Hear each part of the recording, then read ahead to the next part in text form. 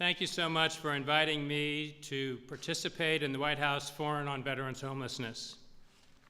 I'd like to take this opportunity to thank First Lady Michelle Obama for her devotion and dedication in assisting this effort to house our veterans, as well as the overall efforts, hard work, and outreach she has undertaken on behalf of all veterans and their families. In our society, every veteran and every individual should have a home. I'm here representing Salt Lake City, which of course I'm proud to do. But when I consider how Salt Lake City and our region has approached and addressed homelessness, and particularly veterans' homelessness, I know that I'm representing dozens of dedicated, selfless people and organizations that for decades have focused on providing housing for our homeless friends. The big difference between what we have been doing to meet the goal of eliminating homelessness in Salt Lake City by 2016, we're 75% of the way there, and the great success for our valued veterans has been the additional resources the VA and HUD brought to the table to join us in a singular effort to end veterans' homelessness. They brought increased dollars, increased staffing capacity, and the same valued approach to partnerships that we had developed in Salt Lake City. Let me tell you the story of one man I met recently. As a young man, Stacy worked in a high explosives unit in the US military. After returning from the military, however, he spent roughly 15 years homeless in Salt Lake City, battling depression and diabetes. For the last 3 years, both he and his wife, Marilyn, also a diabetic, sought refuge at a local shelter, but without an insulin refrigerator and regular health care, managing their common condition was a challenge. This past month, Stacy, Marilyn, and their dog Buddy moved into a permanent home of their own. Stacy said, "Our apartment is like a safe haven. Sometimes I feel like I am dreaming." To the Obama administration, Secretary Donovan, and to the VA, I salute and thank you. When we can all combine our resources and work together, amazing results happen. We have much to do, so I don't want to leave the impression that we in Salt Lake City feel like we have completed our task. We are committed to ending homelessness among all members of our community. With the success to date with our veterans, the way and means are proven. Thank you for giving me, on behalf of the many dedicated people in our community, an opportunity to be with you here today.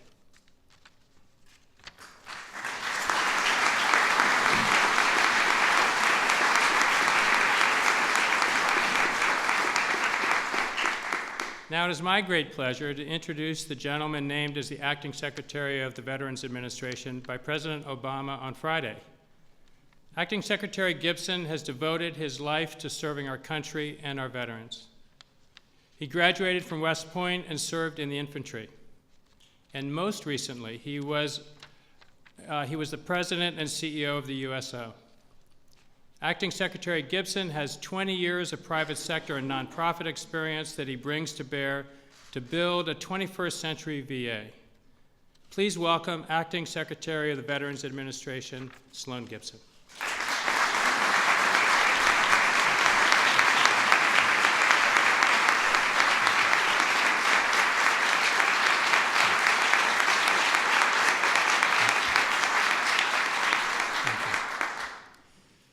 Thank you, Mr. Mayor. Ending veteran homelessness is one of VA's 3 agency priority goals. Under the circumstances, I would be remiss if I didn't at least mention one other goal that we have, and that's improving veteran access to VA care and service. As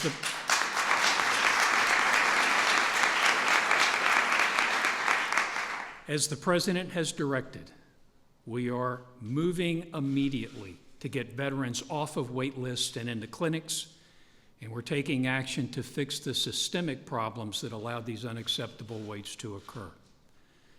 We demonstrated in the past our ability to tackle tough challenges. We've automated claims processing, cleared half the backlog, and we're on our way to eliminating veteran homelessness.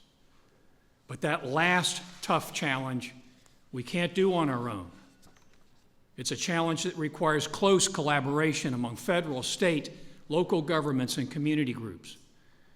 VA and HUD may have resources, but we depend on over 4,000 partners to extend services to homeless veterans.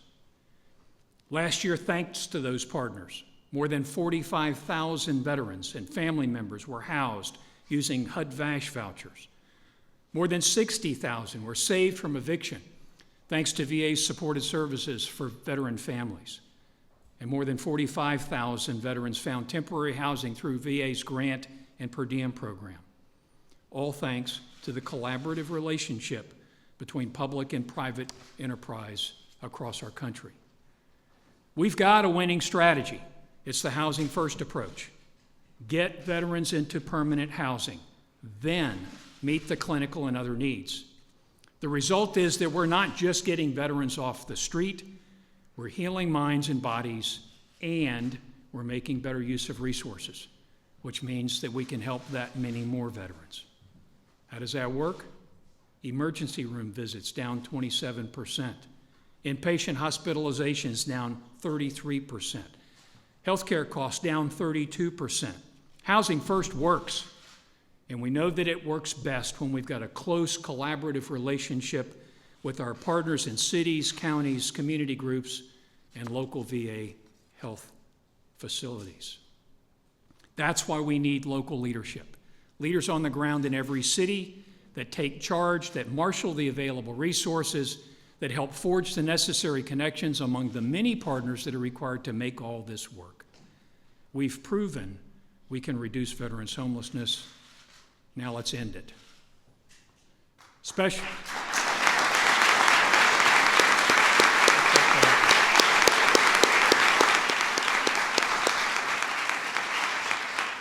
thanks to the First Lady for supporting this effort. And as I can tell you from my own personal experience from supporting so many other efforts for veterans and for service members and military families, thanks to all of you for taking up the challenge. We're depending on you. Much more importantly, our veterans are depending on you. Now it's my pleasure to introduce our leading federal partner, this year's chair of the Interagency Council on Homelessness, HUD Secretary Sean Donovan. Thank you.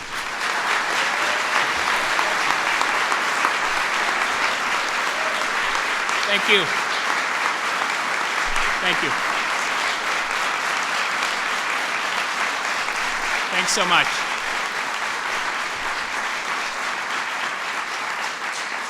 Thank you so much. Acting Secretary Gibson, thank you for the kind introduction. Much more importantly, thank you for your service to this country and for the work that's ahead of us together to house every veteran in this country.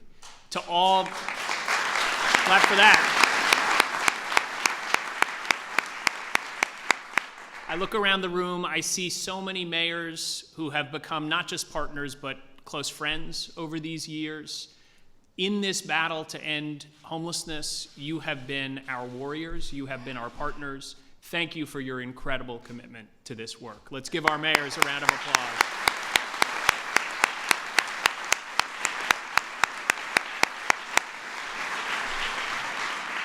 And to every other distinguished guest and friend that's here today, for the past 4 years, I want to tell you, it has been my great honor to help advance the goals of President Obama's historic Opening Doors initiative.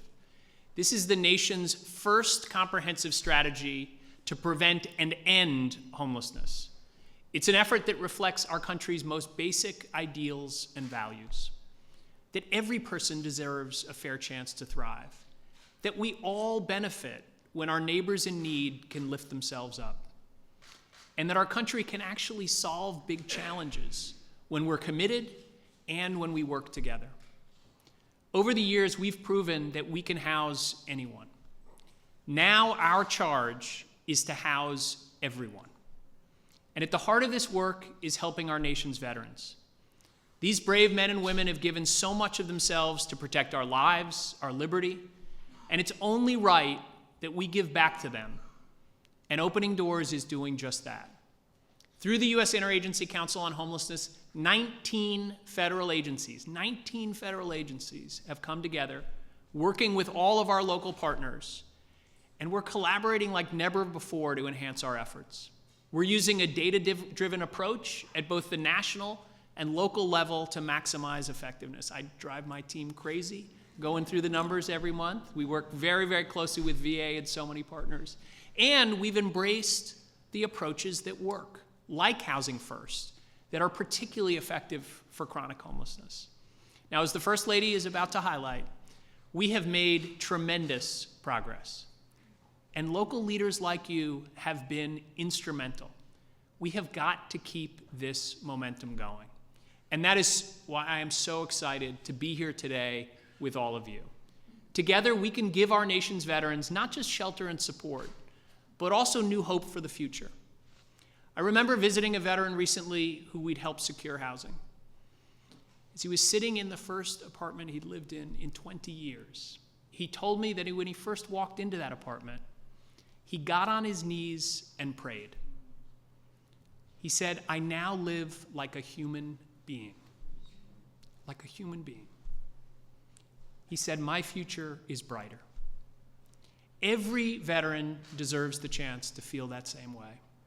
And HUD looks forward to working with all of you to give our veterans that chance. Ensure that every man and woman who has served this country has a place to call home. Thank you for your support. Thank you for your partnership. Thank you.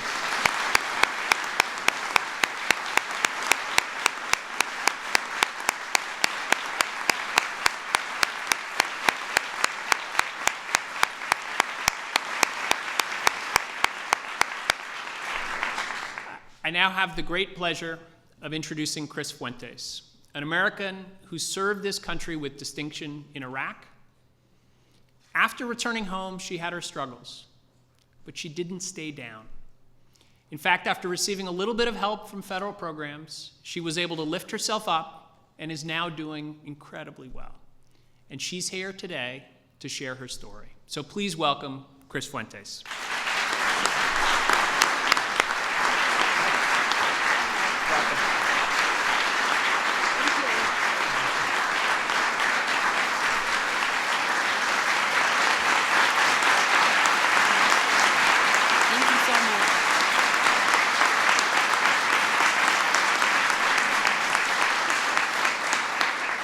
Thank you so much for allowing me this opportunity to share my story. My name is Chris Fuentes. I'm 25 years old. I have a daughter named Nyla who is 3 years old. I live in Philadelphia. I was in Operation Iraqi Freedom after my reserve unit was called into active service in Iraq. When I returned from active duty, my apartment and job were gone. At one point, I found myself living in a car while my daughter stayed with my mother. I was all over the place, jumping from place to place, and had no stability. This really prevented me from moving forward. I knew that if only I could have a roof over my head, everything else would fall into place. Another veteran told me about the HUD-VASH program and said that I didn't have to be living like this. I didn't believe it at first, but I went to the VA in Philadelphia to try. They took my application, and eventually the case manager called me and told me I was accepted. On the day I found out I was approved, I cried. It felt like a big weight was lifted off my shoulders. My case manager suggested I apply for another program that helps veterans and their families called SSVF. They helped me to locate an apartment and gave me the security deposit and rent I needed to move in. They also helped me with the furniture for the apartment and helped fix my car so I could get to school. And when I moved in, I was able to reunite with my daughter. Today, thanks to these programs, we have a home again. I'm still in the reserves and I'm going to school on the GI Bill. I think it's very important to spread the word about these great programs. I'm going to take every chance I have to tell other veterans that they can get help from these programs. Just like I did, these programs give veterans a second chance at life and allows them the opportunity to not worry about where they might have to lay their head at night. And now it's my pleasure to introduce someone who has shown her commitment to families like mine again and again.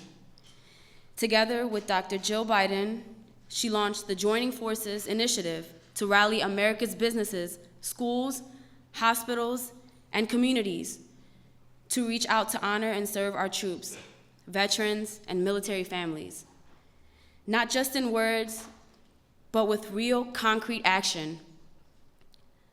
Ladies and gentlemen, please join me in welcoming First Lady Michelle Obama.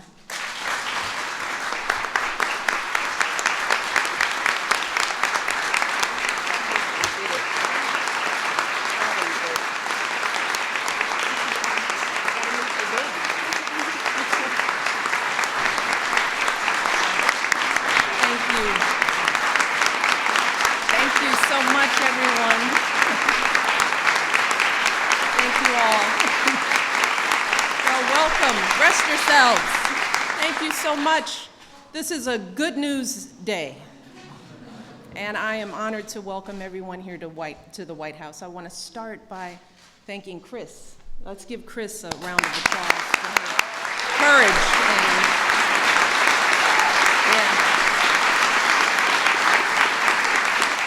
And, I look at Chris and I go, she's a baby. I mean, she served our country and she's a baby. And Chris is also the face of veterans and the face of homelessness, which is why today is so important, and we are grateful that she could be here to share her story. We are proud of you, Chris, and proud of everything you're going to do, because we know you're going to keep contributing. So, I also want to thank Secretary Donovan for his tremendous leadership at HUD, as well as Mayor Julian Castro, who we are confident will continue to build on the progress that we've been making. I also want to thank Acting Secretary Sloan Gibson. Sloan and I have done some really good work together, and I am so happy he's joining us and is going to keep doing great work, and we're just grateful for his distinguished service to our country for so many years. As well as Mayor Becker for doing such phenomenal work in Salt Lake City. I also want to recognize someone who doesn't get a lot of attention, and that is Laura Zeilinger, Laura.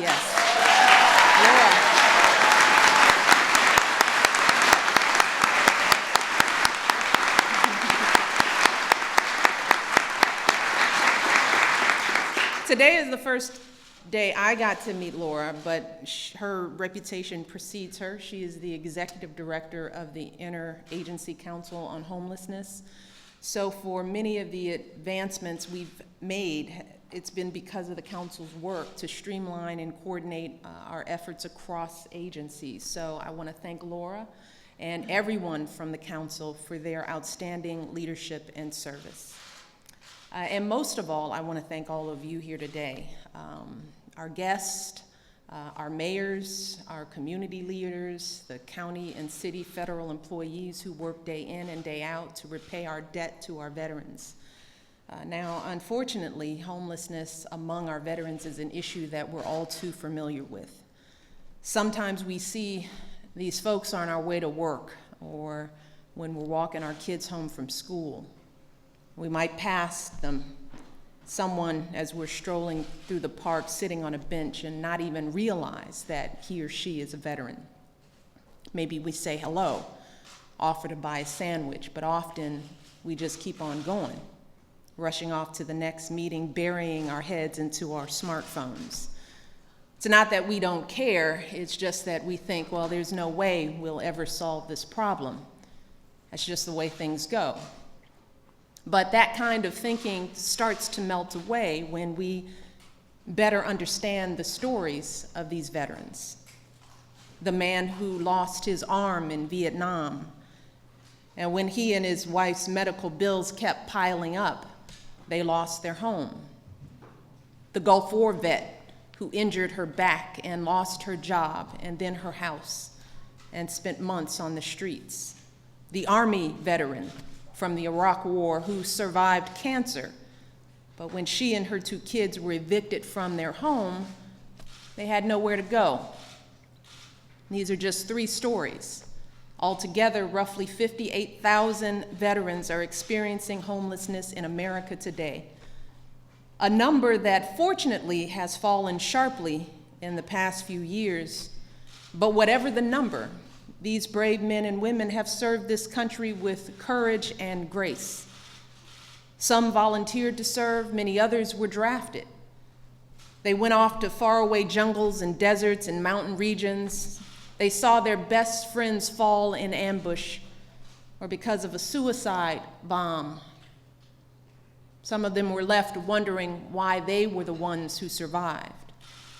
And after all that, too many of them have come home only to fight a new battle, a battle to keep a roof over their head, a battle just to have somewhere to go when it rains.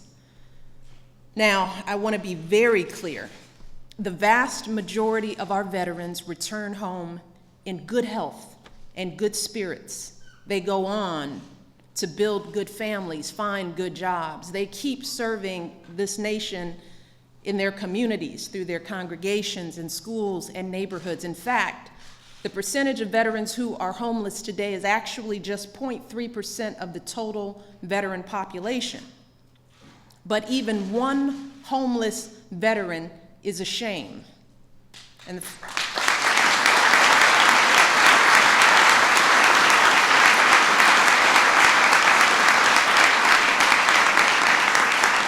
fact that we have 58,000 is a moral outrage. We should all be horrified.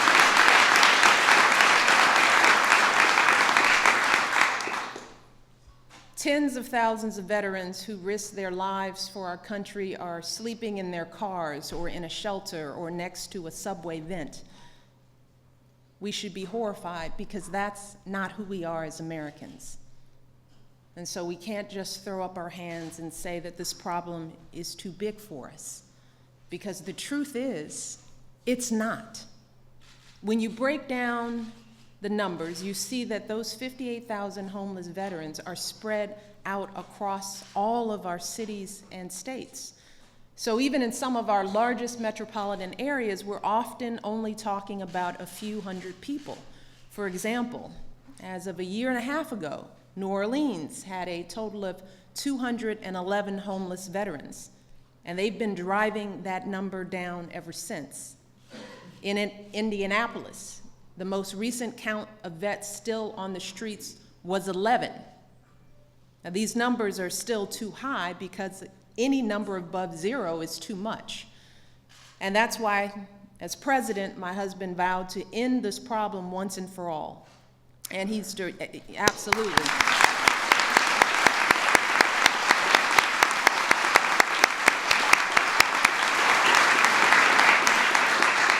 And he has directed record levels of funding toward helping homeless veterans, achieving historic success and getting our men and women in uniform into housing.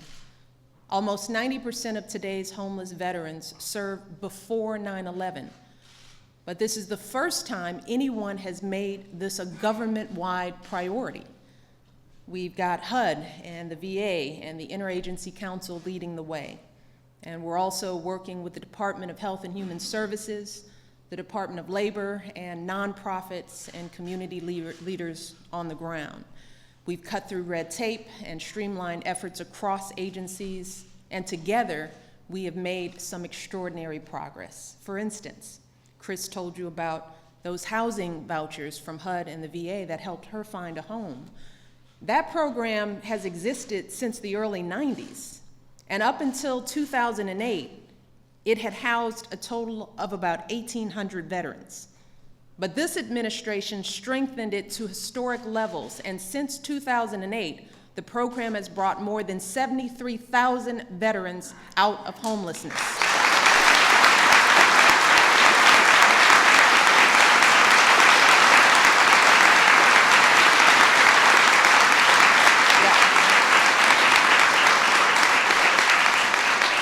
And I'm no mathematician, but somebody did the numbers for me.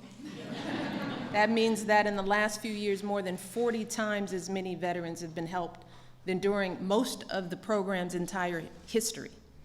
And the other program Chris mentioned, the Supportive Services for Veterans Families, the SSVF, is a new program started by this administration 3 years ago to prevent low-income veteran families from falling into homelessness.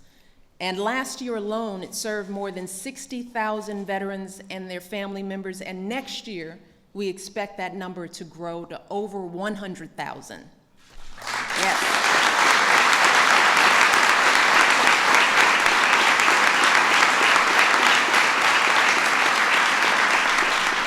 And as we all know, these programs are making a significant difference, even during difficult economic times. Veteran homelessness in America has dropped by 24% in just 3 years.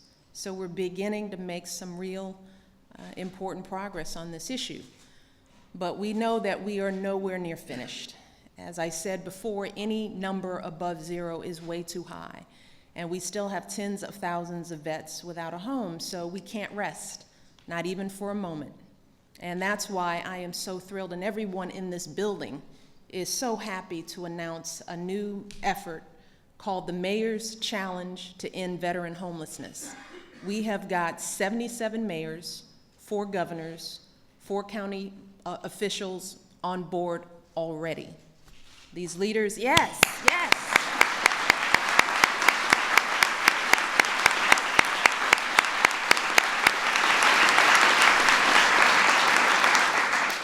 These leaders are best equipped to tackle this challenge because they know their communities inside and out.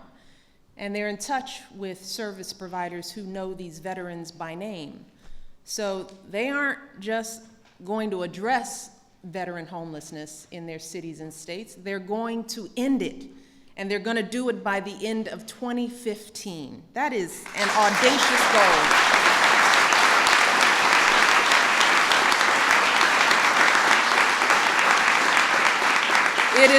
It is an audacious goal, but it is achievable. It is absolutely achievable. We have seen incredible success at the local level already, as you heard Mayor Becker, as well as his counterpart in Phoenix, Mayor Greg Stanton. They've already effectively ended chronic homelessness among veterans in their states. In New York, they've housed more than 2,000 veterans in the last year alone. Governor John Hickenlooper in Colorado has been making some incredible progress on this issue for almost a decade. And Governors Mark Dayton and Dan Malloy in Minnesota and Connecticut are also on board as well. And we've got mayors like Chris Coleman from St. Paul, Minnesota, Mitch Landrieu from New Orleans, and Anise Parker from Houston. And all of these leaders are involved because this isn't just the right thing to do for our veterans, it's also the right thing to do for their budgets. Recent studies have shown that just one chronically homeless person can cost communities between $30,000 to $50,000 per year in emergency room visits, medical bills, law enforcement. For some individuals, it can be even higher. But the cost to give someone a home of their own is only about $20,000. So this makes sense on so many different levels. And that's why I want to applaud everyone who is already leading the way in this effort. And I also want to urge more leaders across the country to get involved as well. We got to get more people. I know how competitive our mayors can be. I've seen it. That's why I'm very excited, because you guys like to beat each other and challenge each other. And we saw it in Phoenix and Salt Lake City. So I want to know if more mayors can challenge each other on this issue. Can you challenge a neighboring mayor or governor to see who can get all their vets into housing first? That's the kind of challenge. Can you challenge yourself to be the first to end veterans' homelessness in the Midwest or in the South? Take a region, get it done. Can each of you get just one more mayor or one more governor to sign up? And this challenge isn't just for mayors, governors, and county officials, but it's for all of us, for businesses and congregations and community organizations. And that's where we hope joining forces can help. When Jill Biden and I started joining forces 3 years ago, one of the groups we were most concerned about was our homeless vets. But the truth is we didn't really know how to get started. But over the past few years, as we've seen federal and local efforts succeed, we've realized that this problem isn't too big for us to tackle. So today, in addition to announcing this wonderful new effort, we are issuing a call to action to Americans all across the country to do their part to take this issue on. We're asking all of you out there to volunteer your time to help these veterans navigate the system to find the resources they've earned. Maybe you can donate money from your business to pay a veteran security deposit. Maybe you can start a donation drive in your community to support efforts to get vets into housing. And if your mayor isn't on board yet, oh, light up their phone lines. Write into the newspaper. We all have power to make a real difference on this issue. We have the power to change lives here. You heard that from Chris, but we have another example. We have a wonderful man named Doran Hocker, who's here with us today. Doran served in the Air Force for 3 years, including a deployment to Korea during the Vietnam War.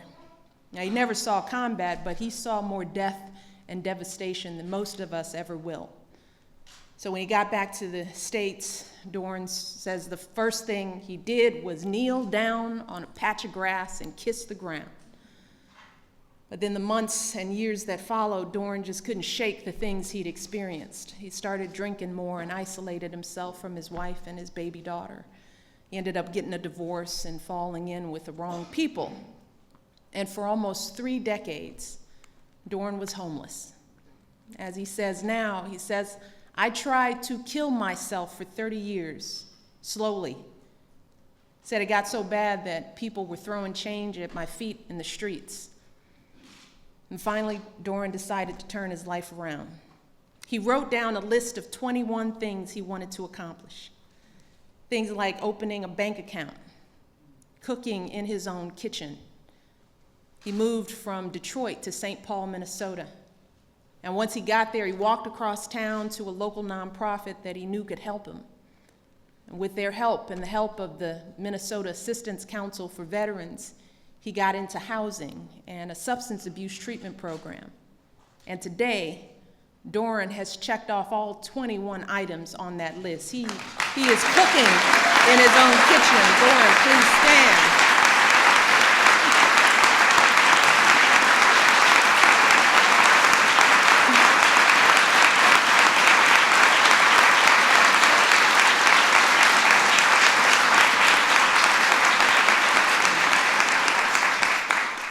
Cooking in the kitchen, paying his own rent, even hugged his daughter, who he'd been separated with for almost 25 years.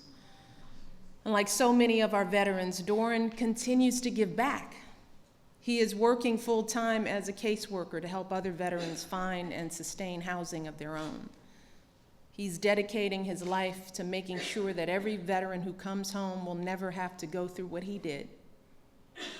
And here's the thing, that's especially important now, because with our war in Iraq over and our war in Afghanistan drawing to a close, thousands of men and women who risked their lives for this country are transitioning back home. And we cannot make the same mistakes for this generation that we've had for the past generation. So that means we've got to move quickly. We've got to share best practices between cities. We've got to find every veteran like Chris and make sure that she doesn't fall into homelessness in the first place. And we've got to reach out to every veteran from Doran's generation and get them under a roof right this minute. We have made great progress over the past few years because of leaders like all of you who refuse to accept veteran homelessness as a fact of life. And now we have to finish the job once and for all. Because when a veteran comes home kissing the ground, it is unacceptable that he should ever have to sleep on it. So,